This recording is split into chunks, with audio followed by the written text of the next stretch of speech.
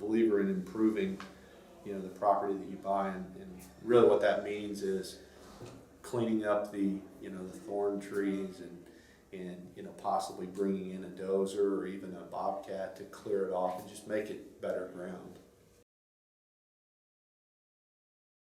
I definitely think an ATV or a utility vehicle, a Gator or Polaris or something of that nature. I'm kind of a John Deere fan, so I prefer John Deere equipment, but I think those are critical. Obviously a chainsaw is critical, a trailer that you can haul stuff in.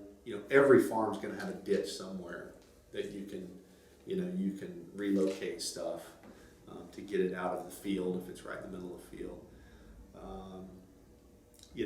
If resources allow, a utility tractor with a brush hog is important. I mean, that's the easiest way to re-engineer a piece of property is to cut trees, to clean it up, haul stuff off, and then brush hog.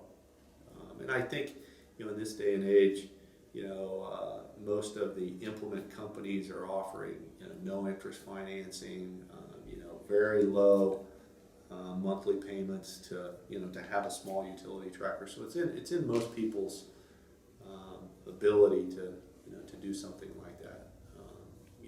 So I think those are the critical: four-wheeler, ATV, tractor, brush hog, and a chainsaw. Probably the first and foremost things that a person should get. It's highly critical to enclose your stuff.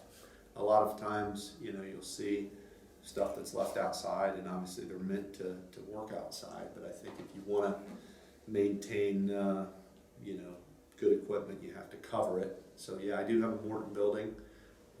One of the properties that I had already owned had a Morton building on it, so all of my machinery sits in that Morton building, and that's part of the reason that I wanted to buy the property that FCS helped me with. Is it's within about 1.5 miles of where my Morton building is.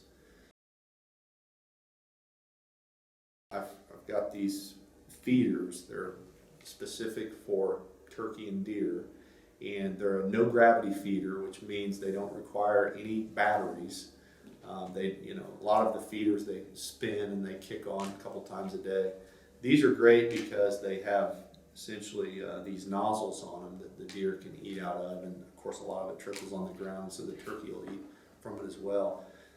And I'm debating between both scenarios because I think it's a more cost-effective method from a time perspective to put these feeders out and fill them with a mixture of grain, because it's you can buy it pretty reasonably. There's really no labor involved other than filling the feeder, and each of them will hold 500 pounds. So the problem with a food plot, and I've planted various things from oats to beans to different things, is depending on the rainfall, you never really know what the yield's going to be on that food plot.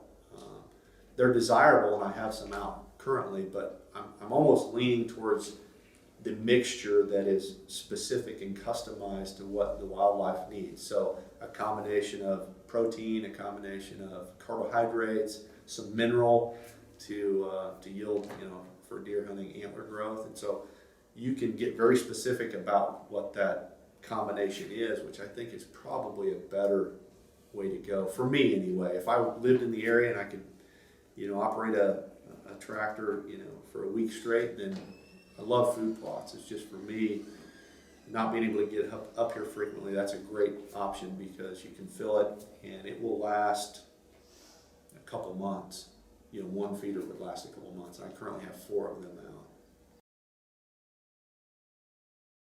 out. There are a couple different programs right now. One where the government will pay up to 80% of a pond up to $10,000. So they, if the pond, let's say it's 0.6 acres, which is one that I have going in now, the cost of that is about $10,000, so that'll be 100% covered. There's also a separate program which you don't hear about where they'll pay the entire cost.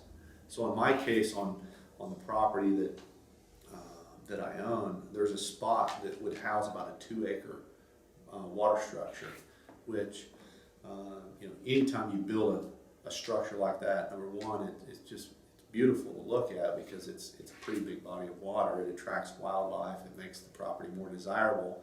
I prefer to not have to pay all of that out of my pocket, and there's programs right now to cover that. So you probably wonder, well, why would the government pay for something like that? Well, a couple of reasons. One, it prevents erosion. It maintains the ground better, and there's benefits to having ground that's undeveloped, where wildlife can flourish, and it's just all part of the ecosystem that